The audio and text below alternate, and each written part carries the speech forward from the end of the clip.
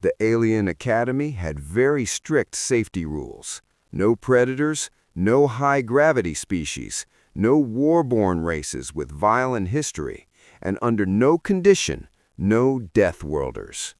The rule had been written over 200 cycles ago. It was never meant to be broken. But on that quiet morning, it was. The sky above the academy turned silver as a transport shuttle slowly descended through the clouds.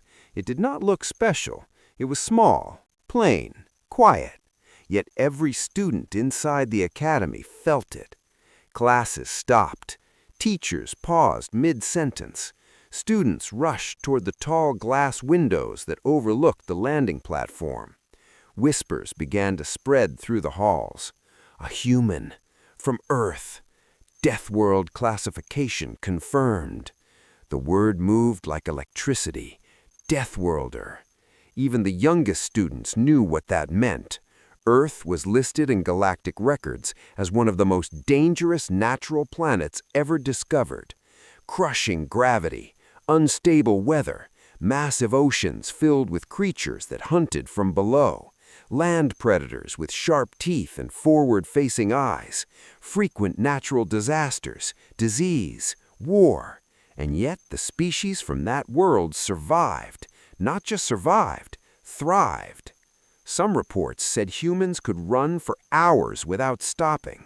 Some said their bones were thick and heavy because of Earth's gravity. Some claimed humans could keep fighting even with broken limbs. Others said humans did not fear pain the same way other species did. Most of the students had only seen humans in historical war recordings.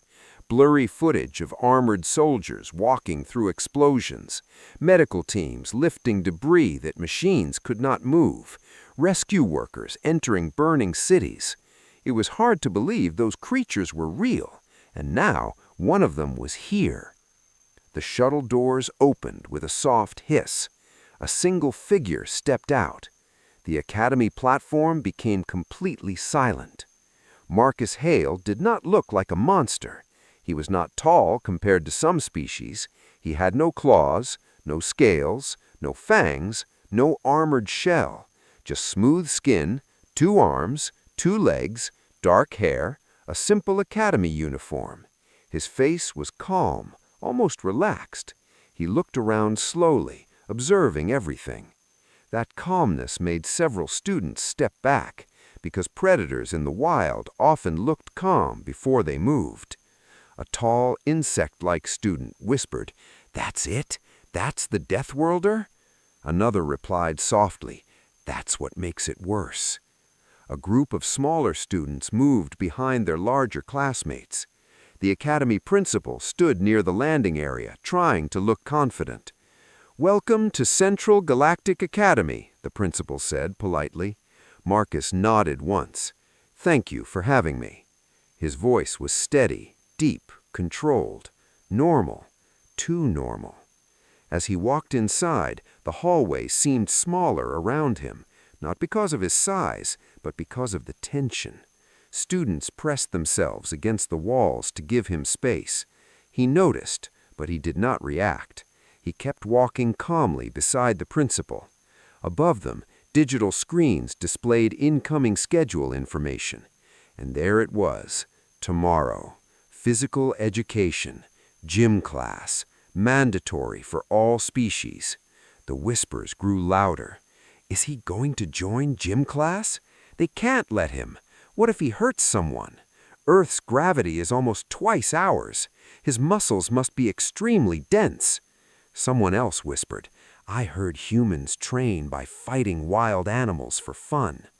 No one knew what was true. That made it worse, because the unknown is always more frightening than facts.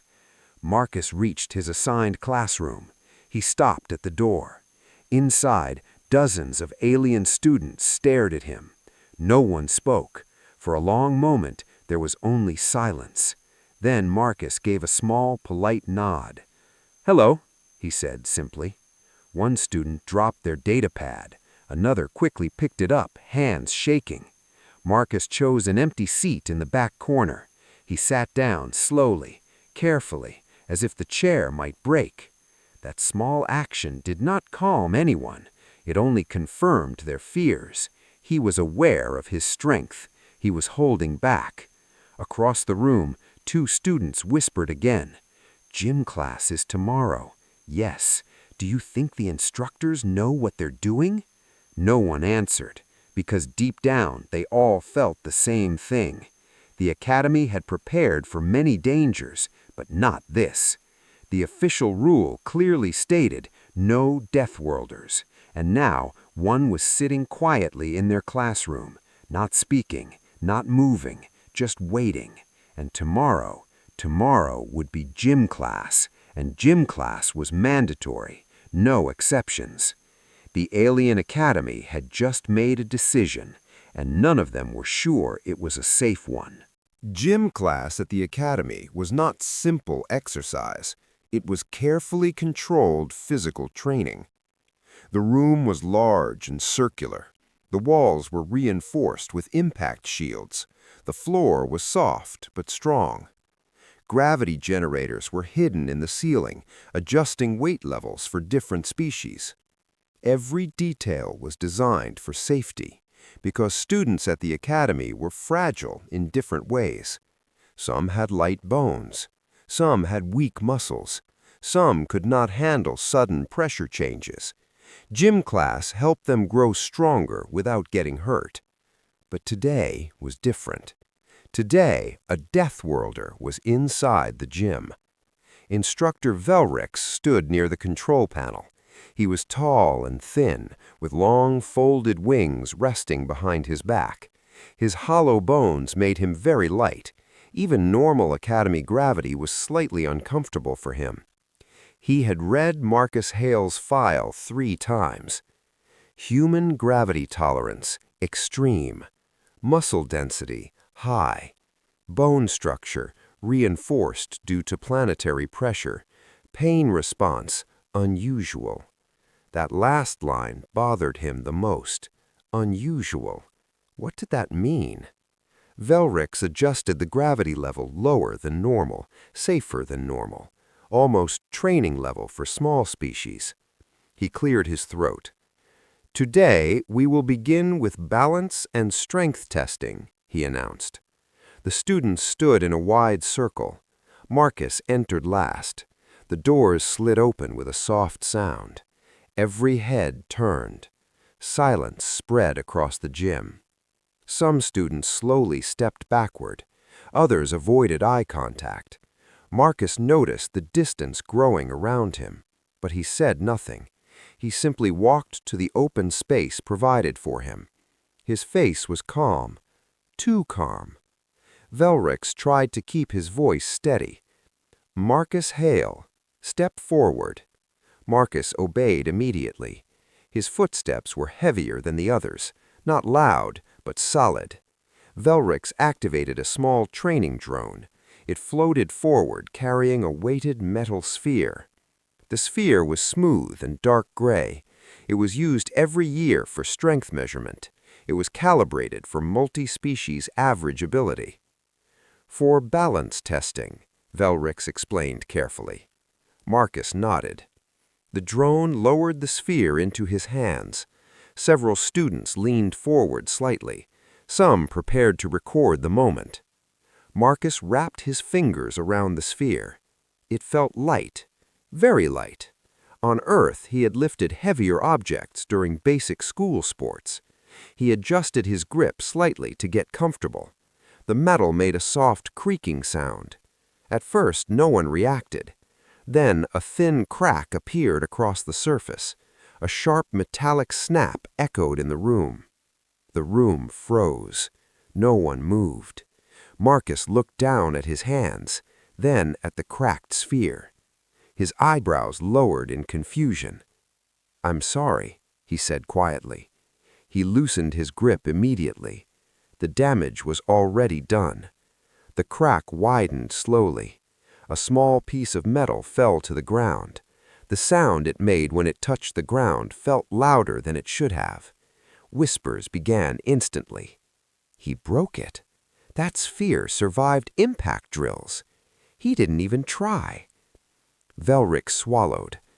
"That is acceptable," he said carefully, but his wings were slightly shaking. Marcus stepped back into position. He kept his hands open now, very careful not to close them too tightly. Velrix decided to continue the test. Next exercise, endurance run, low obstacle course. The gravity remained low. The track lights turned on. Simple jumps, balance beams, soft climbing walls. Normally, students struggled to finish within the time limit. The first group began. They moved slowly, carefully. Some slipped. Some needed assistance. Marcus watched quietly from the side. Then it was his turn. Velrix hesitated before starting the timer. "Remember, controlled movement." Marcus nodded again. The timer beeped. He stepped forward. He tried to move slowly, but even his slow was different. He cleared the first jump without effort. He crossed the balance beam in 2 steps. When he reached the climbing wall, he paused. It looked thin. He placed his hands gently against it and pulled himself upward in one smooth motion. Too smooth.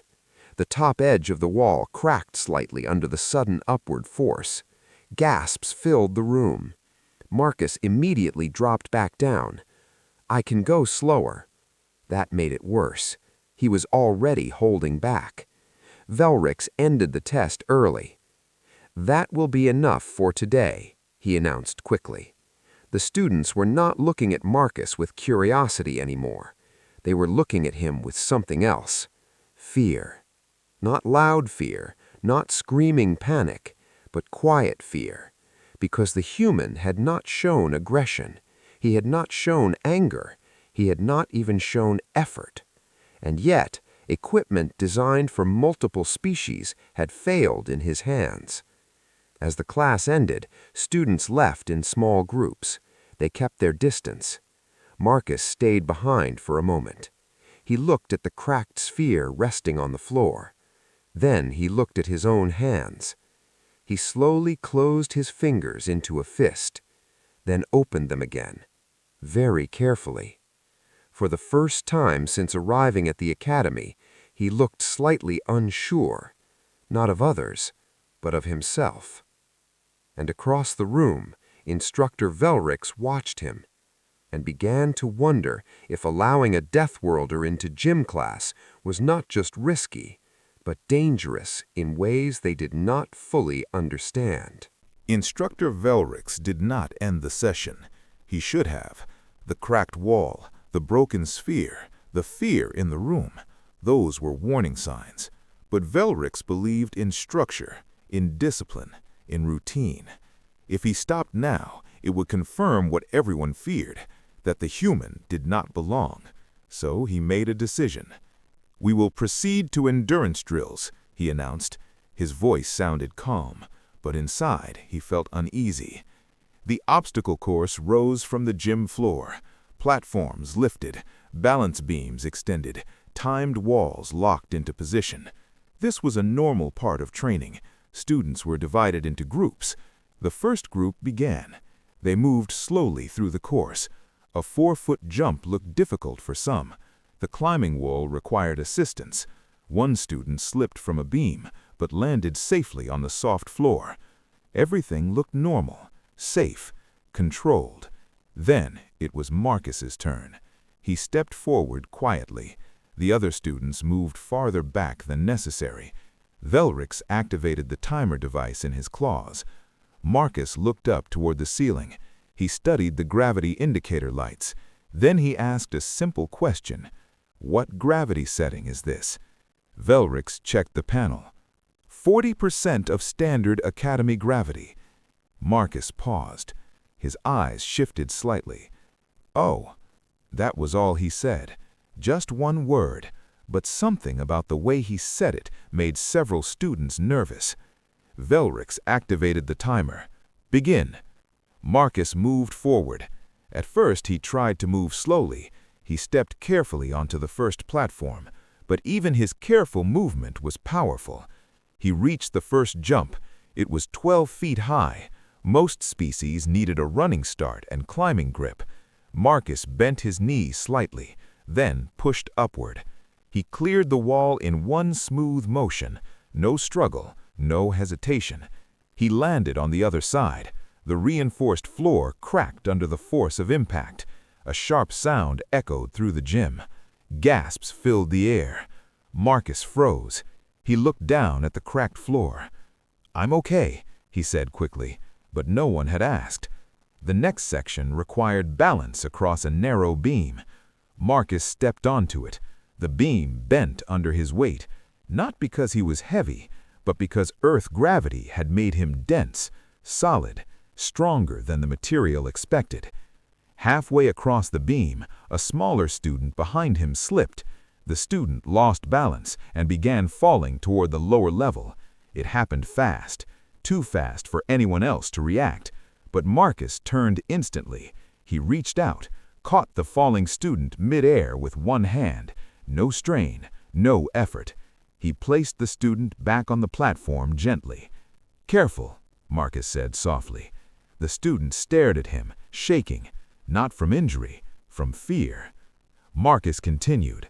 The final section required crossing two heavy rotating beams. As he stepped forward, one of the support joints snapped. The beam tilted downward sharply. Two students below screamed as it fell toward them. Without thinking, Marcus moved. He grabbed the falling beam with one arm, stopped it in mid-air. The entire gym went silent. The beam weighed more than 3 adult students combined. Marcus held it steady. His muscles tightened slightly, but his face remained calm. "Move," he told the students below. They scrambled away. Marcus slowly lowered the broken beam to the floor. He stepped back, breathing steady. Not tired, not angry, just controlled. That was the most frightening part. He was not trying to show strength. He was trying not to use it. Velrix opened his beak to speak, and then everything changed. A loud metallic pop echoed from above. The gravity stabilizer unit flickered. The lights dimmed, then surged. The gravity in the room spiked suddenly, not to dangerous combat levels, but far above academy tolerance. Students collapsed instantly. Small species were forced flat against the floor. Several cried out in pain. The soft flooring did nothing against gravity itself. Velrix tried to spread his wings for balance. They buckled. He dropped to one knee. His hollow bones strained under the pressure. Panic exploded across the gym. Some students tried to crawl. Others could not move at all. The gravity continued increasing. Warning alarms began flashing red. System malfunction. System overload. Velrix reached for the control panel. His arm shook violently. He could barely lift it. And in the center of the chaos, Marcus stood. He felt the change. The pressure increased. The air felt heavier. The floor felt solid, real, familiar. Earth gravity was stronger than this, much stronger. Around him, classmates struggled to breathe. One small student cried out for help. Velrix's vision blurred. He realized something terrifying. This level of gravity could cause serious injuries, maybe worse, and no one in the room had the strength to reach the control panel, except one. Marcus slowly straightened his posture. The hesitation in his movements disappeared. His shoulders lifted. His stance widened. His breathing remained steady. For the first time since arriving at the academy, Marcus stopped holding back, and that was when the real difference between a deathworlder and everyone else became clear. The gravity continued to rise. Warning alarms flashed red across the walls. For the alien students, it felt like the sky itself was crushing them. Their chests burned, their limbs refused to move. Even breathing became painful. For many of them, this was the closest feeling to death they had ever experienced. But for Marcus, it felt like home. Not comfortable, not light, but familiar. Earth's gravity was far stronger than this. His body had grown under constant pressure since birth. Every bone in his body was built to carry weight. Every muscle had adapted to resistance. Where others collapsed, he stood. Marcus took one slow breath, then another. Around him, classmates were pinned to the floor. A small reptilian student struggled to lift their head. Marcus moved toward them. Each step was heavy against the rising pressure, but steady. He knelt down carefully. "Easy," he said softly. He lifted the student as if picking up a child. To him, the weight was nothing. To the student, it felt impossible. Marcus carried them toward the wall where debris was not falling. The ceiling began to crack under the pressure shift. Dust and small metal fragments rained down. A loud snap echoed as part of a lighting panel broke free. Without thinking, Marcus turned his body. He shielded two smaller students beneath him. The metal panel struck his back. It made a hard sound. But Marcus did not fall. He did not even cry out. He simply absorbed the impact. Instructor Velrix tried to stand again.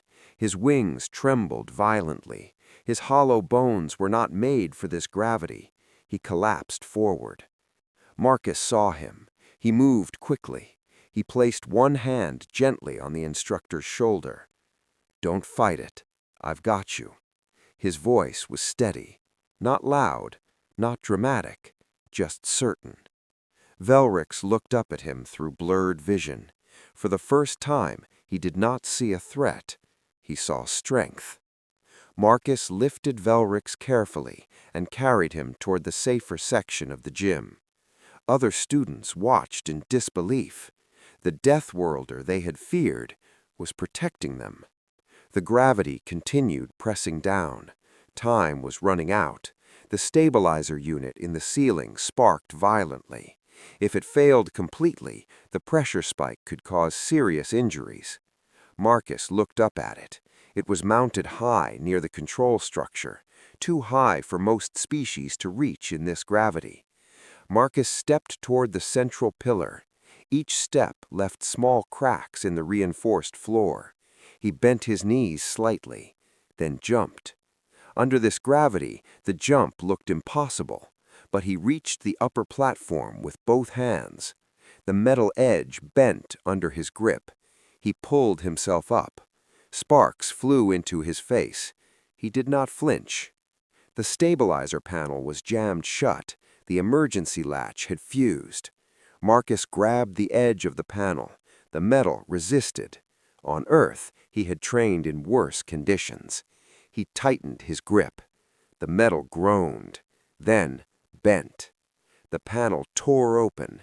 Inside, wires snapped and flashed. The manual override lever was stuck. Marcus reached inside carefully. The heat burned against his skin. He ignored it. With one strong pull, the lever snapped into place. For 1 second, nothing happened. Then, the gravity began to lower, slowly, gradually. Students felt the pressure easing. They could breathe again. They could move. The alarms stopped flashing. The red lights faded to normal white. Silence filled the gym. Marcus remained kneeling beside the open stabilizer unit. His chest rose and fell steadily. Below him, students slowly lifted their heads. Some sat up. Some looked around in shock. No one screamed. No one panicked. They were alive. No broken bones. No crushed lungs. No deaths. Because the deathworlder had been there. Marcus climbed down carefully. When his boots touched the floor, it no longer cracked. Gravity had returned to safe levels. He looked around at the class. His uniform was torn slightly at the shoulder. There was dust in his hair, a small burn mark on his hand. He flexed his fingers once, then walked back toward the center of the room. "Is everyone okay?" he asked. No one answered at first. They were staring at him. Not with fear, not with suspicion, but with something new. Understanding. The small reptilian student he had carried earlier stood up slowly. They looked at him with wide eyes. "You could have left," the student said quietly. Marcus' head shook. "That's not how we do things." Instructor Velrix finally managed to stand with assistance. He walked toward Marcus slowly. He studied the human carefully. "You were holding back," Velrix said. It was not a question. Marcus gave a small nod. "Yes." Velrix looked around the damaged gym, then back at Marcus. The Academy believed deathworlders were dangerous because they were strong. They were wrong. They were dangerous because they could survive almost anything. High gravity, pain, pressure, fear. And if a species like that ever chose to fight instead of protect, very few could stop them. But Marcus made a choice. He had protected. He had saved lives without hesitation. That was the true lesson. The Academy had feared the deathworlder. In the end, they understood him. And perhaps that was the most important change of all. Because the real power of a deathworlder was not strength, it was restraint. And that was far more frightening than any cracked wall or broken machine.